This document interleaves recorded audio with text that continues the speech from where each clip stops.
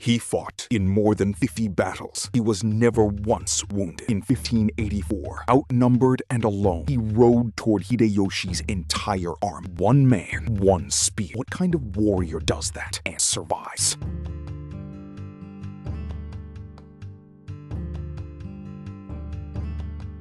He fought in more than 50 battles across 40 years. He was never seriously wounded. Not once in the bloodiest century in Japanese history. How?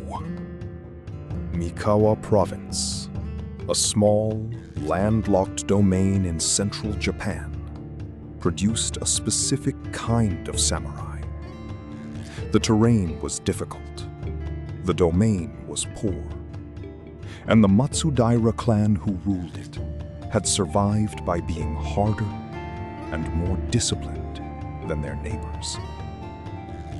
The men who served in Mikawa armies were not the most numerous or the best equipped, but they were known for one quality above all.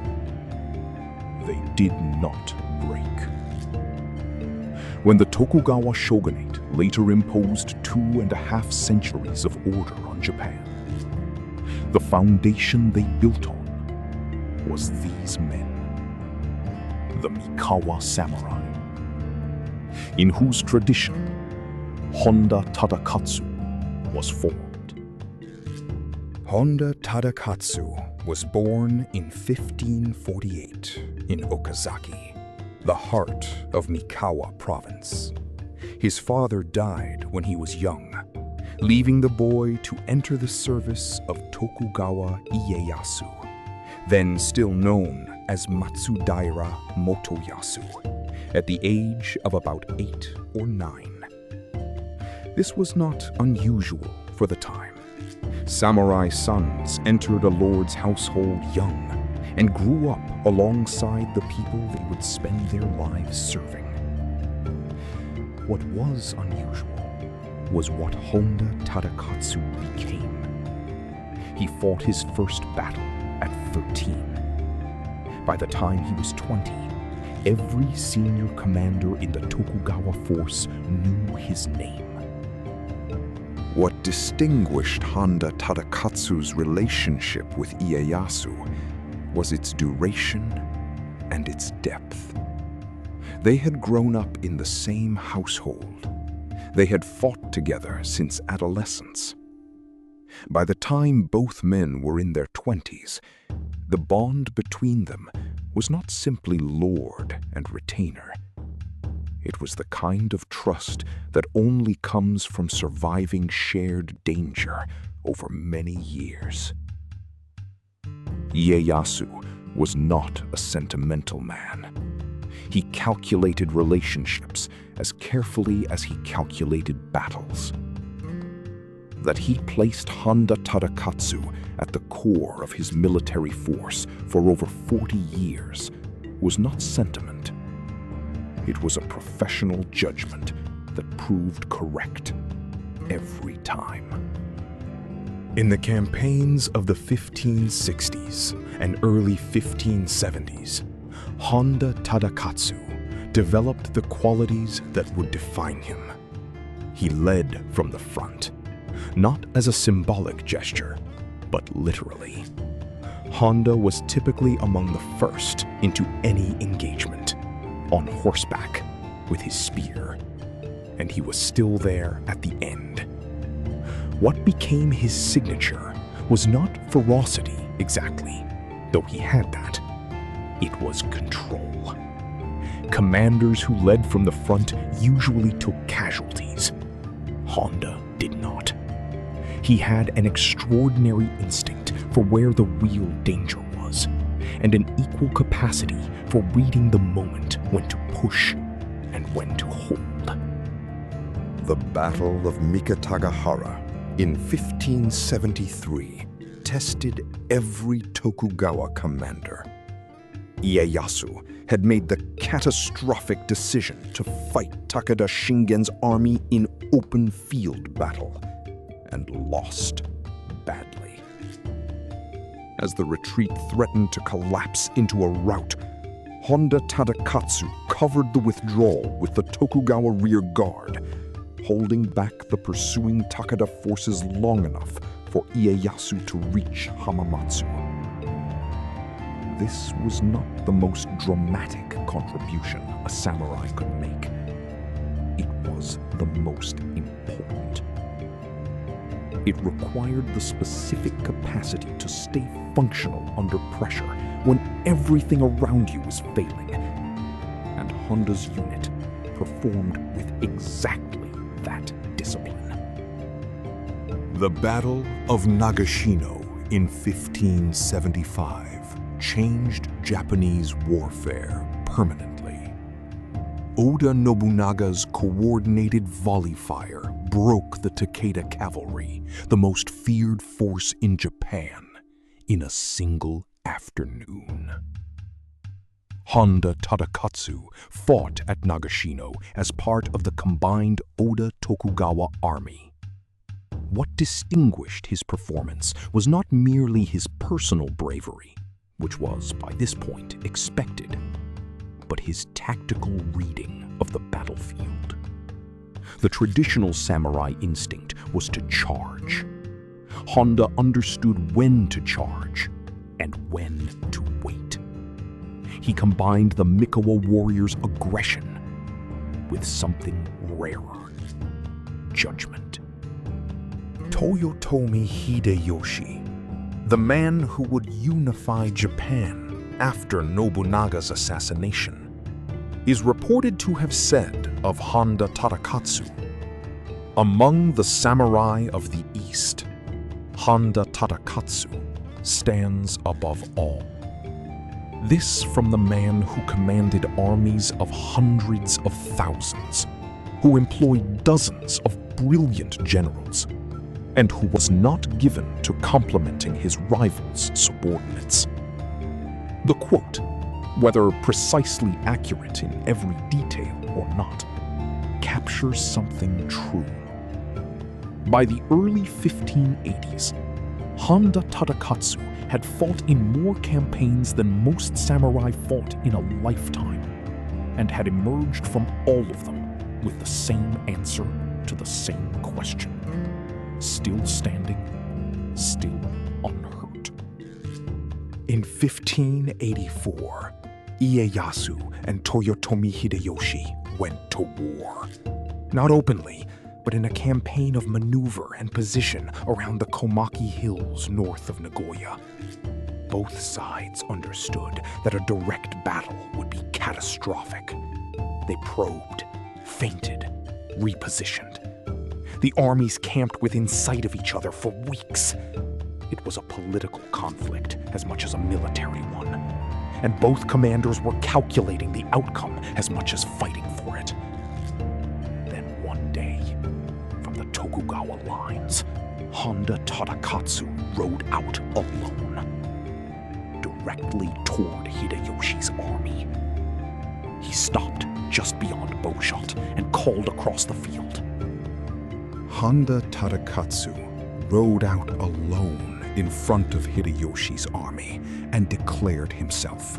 He gave his name, his lineage, his lord.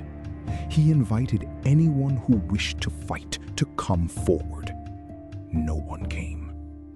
Hideyoshi, watching from his command position, is reported to have ordered his men to hold their fire. Not from weakness, but from something like recognition. A warrior of that quality, the account says, should not be killed by musket shot. Whether the story is precisely accurate in every detail, what it captures is the impression Honda Tadakatsu made on every opponent he faced. The sense that this was a different category of soldier. The Komaki-Nagakute campaign ended without a decisive battle. Politically, the result was a negotiated settlement that preserved Ieyasu's independence, a significant achievement given the power imbalance. But the moment that entered history was Honda Tadakatsu's solo challenge. It spread through the samurai world as a specific kind of story, Not the story of victory, but of character demonstrated publicly under conditions that could not be faked. You can stage many things in warfare. You cannot stage riding alone toward an army of tens of thousands and remaining calm. Honda Tadakatsu had been doing exactly that in one form or another for over 20 years. The years after Komaki-Nagakute brought a change in the nature of the wars Honda Tadakatsu fought. Hideyoshi consolidated his control of Japan, and Ieyasu, who had avoided direct subordination, gradually accepted the new political reality. Honda participated in the campaigns of the late 1580s and 1590s. The scale of conflict was changing, away from the personal combat and small unit operations that had made Honda's name, toward the mass armies and castle sieges of a unifying country. Honda adapted without diminishing. The qualities that had made him were not specific to any one era of warfare. Only the application changed. Honda Tadakatsu's weapons and armor became famous in his own lifetime. The spear he carried, the tonbo-kiri, or dragonfly cutter, was counted as one of Japan's 3 greatest spears. The name came from a story that dragonflies landing on its blade were cut in 2 by their own weight. So sharp was the edge. His armor featured the distinctive antler-crested helmet that made him identifiable on any battlefield in Japan. These objects were not costume. They were tools of a specific communication. This is who I am, and you know what that means. Honda made himself unmissable, and then proved repeatedly that being visible carried no danger for him. The Battle of Sekigahara in 1600 was the event that made the Tokugawa shogunate inevitable. Honda Tadakatsu fought on the eastern Tokugawa side, as he had fought every battle of his career, without hesitation, in the forward position, present at the moment of decision. He was 52 years old. He had been fighting for nearly 40 years. Sekigahara lasted one morning. By afternoon, the outcome was settled, and with it, the next 2.5 centuries of Japanese history. Honda Tadakatsu had helped build a world in which Honda Tadakatsu's particular skills would no longer be needed. After Sekigahara, Honda Tadakatsu received the domain of Kwana in Ieyasu Province, a castle lord's appointment that rewarded his lifetime of service with administrative responsibility. The warrior who had charged enemy lines for 40 years now governed a domain, heard local disputes, managed rice yields, and oversaw the affairs of a population that had not seen serious warfare and hoped never to. Honda performed this role as he had performed every other, competently, without complaint. He was not made for peace. No one who had lived as he had was made for peace, but he served in it as he had served in war. The discipline was the same, only the application changed. The question Honda Tadakatsu poses to history is a real one.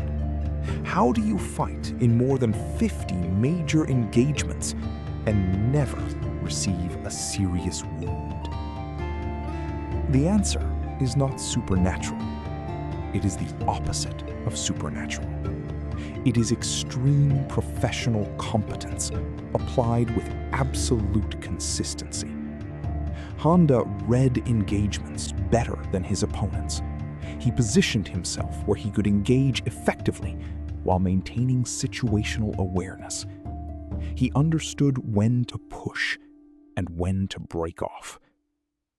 The appearance of invincibility was the product of skills so refined that the situations where wounds happen simply did not occur for him. Invincibility, it turns out, is a form of intelligence.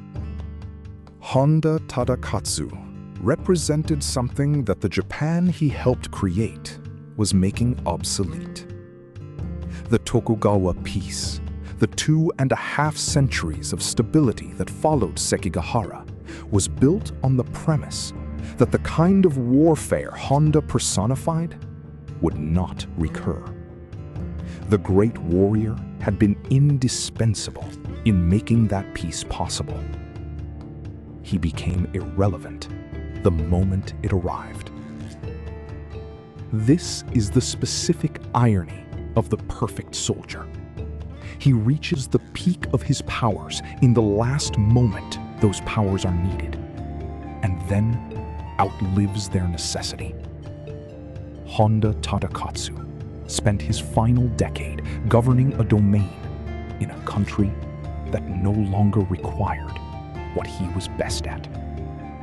Honda Tadakatsu died in 1610 at the age of 63. He had served Tokugawa Ieyasu for over 50 years, fought in more battles than he or anyone else could precisely count, and was never, in the accepted account, seriously wounded in combat. The story attached to his end is almost too fitting. The wound that finally marked him was a paper cut. In his final months, declining from age, he cut his finger on a document while writing at his desk. A warrior who had ridden into the middle of enemy armies untouched, left by an administrative duty. The god of war departed Japan the same way Japan departed war, quietly at a desk with work still on the table. Next time on Samurai Chronicles, Hideyoshi called him the most dangerous mind in Japan. He was imprisoned for a year in a pit. He became a Christian, and when the wars finally ended, his own lord feared what he might do next. Kuroda Kanbei, coming next.